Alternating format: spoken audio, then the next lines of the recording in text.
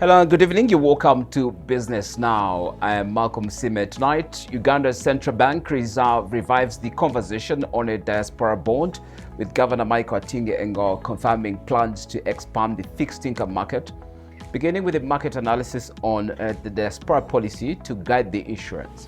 In our Agriculture Now segment, we head to Kaberevere in the Sinjiro district, where Birondwa Mixed Farm is putting the 1 acre model into practice, showing how zero grazing, poultry, bananas and beekeeping can thrive even on limited land. We'll also have an economist analysis on the performance of the recent Bank of Uganda 25-year bond, and then we delve into the latest from the financial markets later with updates on equities and the forex market. Uganda is standing out as one of the highest recipients of bonds. We are trying to come up with a diaspora policy that will guide us in terms of how we're going to issue this bond. And I encourage the youth. Land is getting smaller. You need to concentrate on some small pieces of land. You can earn what somebody who has a square mile does not earn. This is Business Now, proudly powered by Absa Bank. But first, let's have a quick look at the latest business stories. Global central bankers gather in Jackson Hole this week, with markets awaiting signals from the US Federal Reserve. The impact on African markets: a hawkish Fed could drive capital outflows from African markets, weakening currencies like the Uganda shilling, naira and rand. That's dollar strengthening would also push up external debt servicing costs, straining government budgets already under pressure. The Trump administration's new tariffs are rattling trade, with African exporters under the AGOA framework already reporting heavy losses. The impact on African markets: Lesotho's textile sector and South Africa's auto parts industry will face revenue losses and job cuts, hitting GDP growth. Reduced US demand also means lower forex inflows, pressuring current account balances and weakening trade-driven currencies. Remember, Uganda is already out of AGOA, so not so much of your expected disappointment. So again, we take a look at our third story, which is gold prices are expected to consolidate this week as investors await Fed signals and global economic data.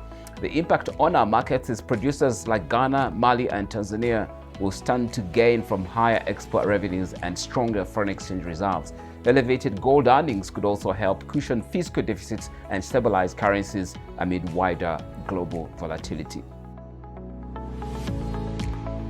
This is Business Now. In our CEO segment, the conversation of creating a diaspora bond is back, and this time the central bank governor Michael Atinge-Engo and saying there are preparations to expand the fixed income asset segment, but will also first expedite a market analysis and thereafter a diaspora policy that will support the issuance of the bond.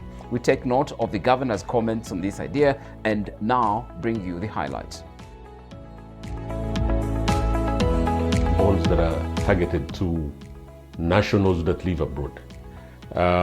This has now become a very important financial asset, especially for countries that attract a good level of remittances. Uganda is standing out as one of the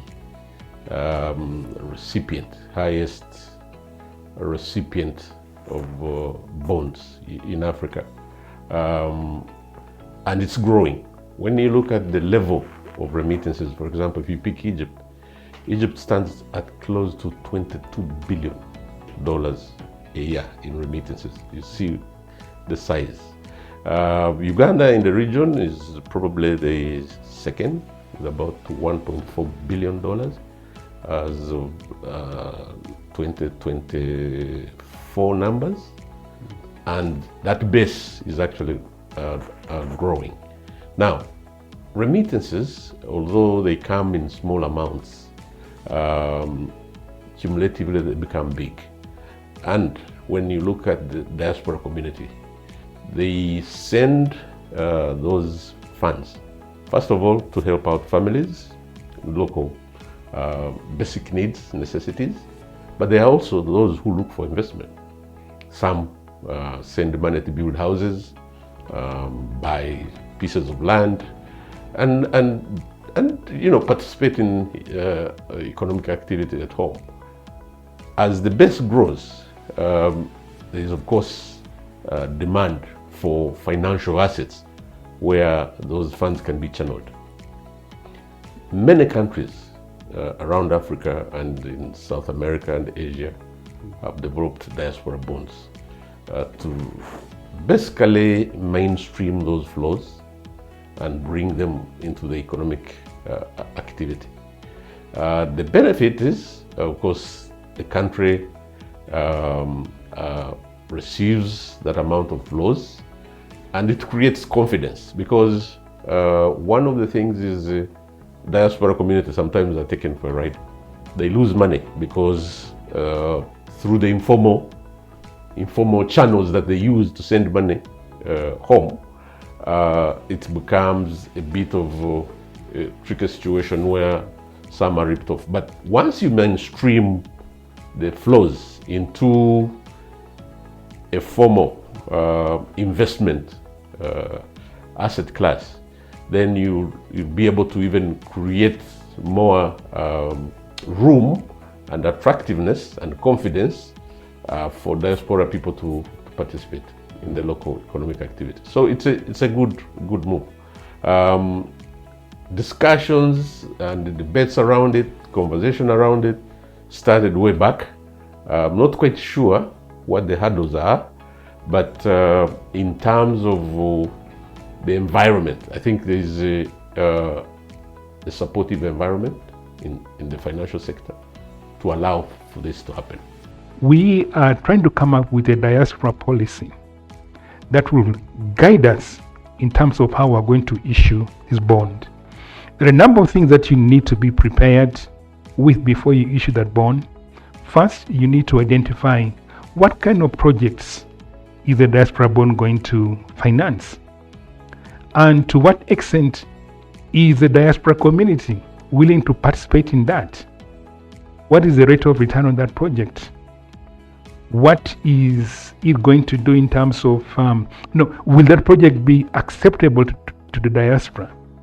So there are all the things that we need to understand, and also what is the propensity of the diaspora to be able to take up that offer, because we've seen some countries that have issued diaspora bonds, or they issue a certain amount, but then the participation is quite low. So we are trying to do a market analysis after the diaspora policy has come out to identify the project, how much can be supported by the diaspora. We look at those inflows that are coming to Uganda. Are they for consumption? Are they for investment? Because if you look at most of the diaspora flows, a large percentage is going to help the households for their daily consumption, and the rest of it goes for things like education and for health. So we need to understand how much of that can be channeled into investment. So we need really to have a clear understanding. But the intent is there, because we really want to structure this bond to see how the diaspora community can contribute to our development. So it is something that we're working on. In our Agriculture Now segment, we delve into the famous 1 acre model, often promoted by President Museveni. We went to visit Birondwa Mixed Farm that features zero grazing with poultry farming, banana cultivation, and more in agriculture, and is also located in Essential District. The farm is one of those examples that could support the idea that such a model could be successful. So the farm's director, Eric Goodman, says the vision was born from the realization that the land is increasingly scarce while the population continues to grow. He emphasizes that you do not need vast land to succeed in agriculture. Starting small can lead to significant progress. Here on a small piece in our 1 acre model farm, we have approximately 12 cows.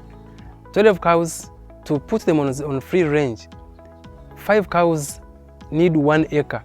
Only 1 acre for only 5 cows. Where we have the zero grazing unit in our 1 acre, it is just a small portion, a piece actually, it's only the house, yet it gives us high yield of production compared to if you were doing it on a free-range system. We decided to do zero grazing because we realized the land is becoming scarce, and yet the population is increasing every year, every day actually. And the benefits of this zero grazing, we are using small space, actually very small space, to raise very many animals. The animals you see here, if they were on free range, they would require more than 10 or 5 acres, but here we do it on less than an acre. And the benefits of this zero grazing on a small scale, the animals are always enclosed, as you can see, and this reduces the cost of maintenance. Our cows don't get many diseases like the East Coast fever and many others. For example, we spray these cows once in 2 months, which is not likely to happen, which cannot happen to somebody who is doing free range. But some people may come and we are not aware, maybe we are somewhere and they bring these diseases here. But you see, when you are monitoring a small farm, a big farm on a small space, you always improvise and get the foot bath, you get different methods of controlling these diseases from coming here to the farm. Our cow gives us approximately 20 liters a day, which we think is very good for us because the cost of treatment, the cost of producing that milk is low. I like this cow. We have milked it for 3 years, non-stop. And somebody who has it on free range cannot do that. Here our main effort, actually our main challenge, is finding feeds for these animals. But as I have told you before, because the cost of maintenance, the cost of treating the animals is actually too low, we concentrate on feeds, and at the end of the day we break even. Okay, this is part of our 1 acre farm here at Rwanda Mixed Farm, where we do banana plantation. And as you can see, this kind of farming, the modern farming, the 1 acre farming, is a cycle. We are from the zero grazing unit, and the products from the zero grazing unit, some of them are applied here in the plantation. We get the manure, we get the biosalary from the biogas. That's why you see our plantation looking so nice. And another thing here, to minimize or to maintain the effective production, we do irrigation. Actually here we don't have a dry season. We drill the water and we use solar pumps, as you can see. And during the dry season, or any time we feel we want to do irrigation, we do it and we maintain our production at the same level. For example, here in this small plantation, we get around 30 bunches per month, and that's why we feel from the plantation you get some money, from zero grazing you get some money, and on any other project that is here at the farm. So why we do this irrigation is that we don't want to get to a season and we feel the production has completely reduced. So now we are from a dry season, but you see how our plantation looks like, and we feel better when we are doing this. The best practices of maintaining this banana plantation, number 1, you have seen our banana plantation is enclosed, so we don't allow anybody, many people, to cross or to walk around our banana plantation, because we feel if anybody passes there, he can just put whatever he wants, the polythene, everything. So we have enclosed our banana plantation to make sure it is safe and free from people walking in. Number 2, the application of manure. From the zero grazing unit, we have emphasized that all the manure we have, we concentrate in making our banana plantation look nice, just like you see it. We do mulching, just like you can see, which controls the weeds and keeps water in the soil for the plantation to look so nice. We decided to do beekeeping because we realized the feeding of these bees does not meet any of our expenses. Bees feed from a very big distance, And that's why we have encouraged people to plant more flowers and coffee and everything.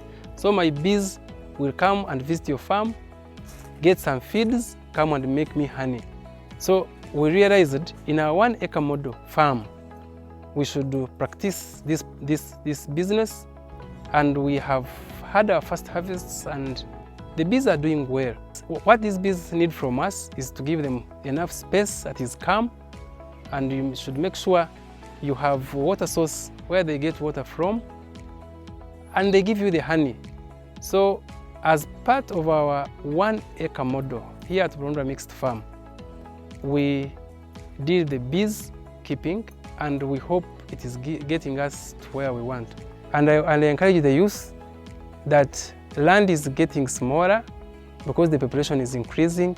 You need to concentrate on some small pieces of land. In 1 acre, you can earn what somebody who has a square mile does not earn. So I encourage everyone, and it's an innovation. It helps many people to learn from you. You have not seen people with big chunks of land who are teaching people what to do. But here at Burundwa Mixed Farm, we have eradicated people that actually they should not think it's only those who have big chunks of land that earn a living. We are earning a living, and a very good living, on a small piece of land. In our financial market segment, Uganda's historic 25-year bond debut was oversubscribed, but the Bank of Uganda accepted less than 10% of the offers. The cut-off yield of 16% was notably lower than the 15-year and at 17.65%, defying typical yield logic. According to our partner economist John Kakungulu Walugembe, this signals a deliberate posture by the Bank of Uganda, limiting costly and long-term debt even amid strong demand. They said it could be a good thing, calling it a disciplined move, sort of like to show a pushback on investor expectations, managing risk premiums and preserving fiscal flexibility. Okay, so the yield was below expectation, which to a certain extent is a good thing, because it means that all this money that had been mobilized, 851, government has now picked off, say, 60 billion, 57 or so. It means that money now can be rechanneled into productive enterprises.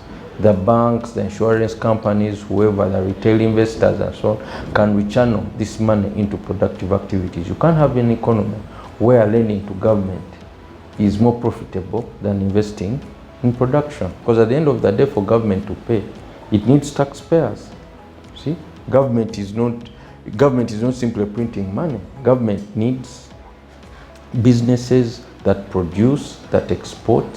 It earns money, then it's able to pay its obligations. But where you have a situation where it's more profitable for people to say, let's put our money in that 20-year bond, we'll get 17.65 or 17.5, then there's a certain level of distortion. So I would agree with the approach that the central bank took to discourage the market, because the market had taken the position that they would get a higher return than, which is logical. If you're taking a 25-year bond, then you're taking higher risks, then naturally you need to benefit from a higher yield.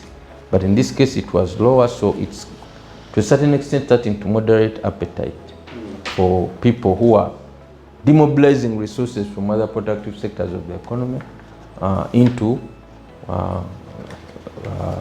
providing credit to government.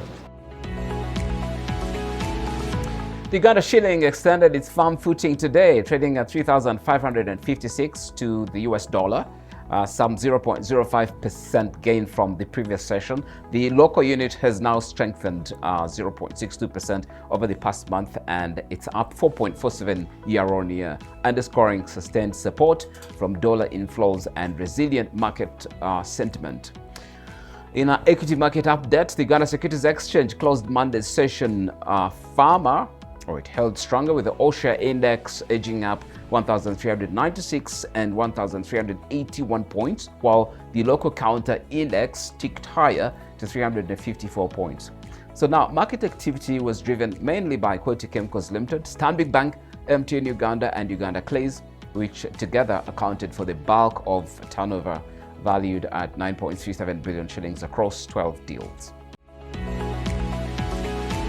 And that's it for this edition of Business Now, proudly powered by Absa Bank. They can take care of all your enterprise problems or financial issues, and make sure you reach out to any Absa Bank branch wherever you are. If you missed any of the part of tonight's program, you can catch the repeat on this Friday afternoon, or watch the replay anytime on our NTV Uganda YouTube channel. Malcolm Sime, and let's keep the conversation going on X. Follow me on at Malcolm Sime. Until next time, stay sharp, stay informed, and enjoy the rest of the evening, and do not miss the latest news on NTV Uganda coming up at 9.